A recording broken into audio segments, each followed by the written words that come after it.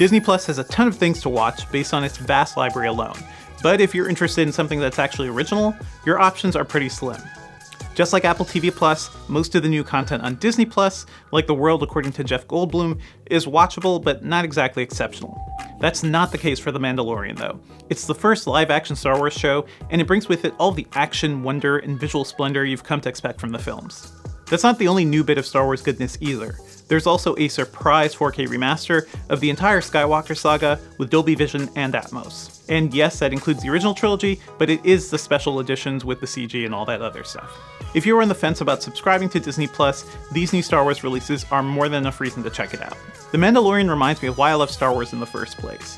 It feels like a Sergio Leone spaghetti western with an emphasis on silence and tension that explodes into satisfying action sequences.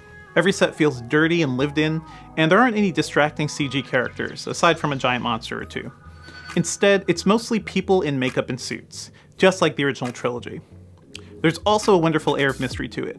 We don't see Pedro Pascal's face underneath his armor, and the show isn't afraid to introduce new concepts and ideas without resorting to overlong exposition. The icing on the cake for Star Wars fans is the new 4K remaster on Disney+. The original and prequel trilogies haven't been touched since their Blu-ray release in 2011, so this is a major new release for those films.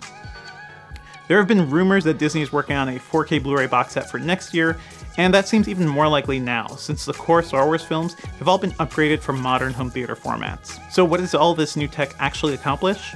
A New Hope looks sharper than ever in 4K, and the increased dynamic range of Dolby Vision really makes the image pop.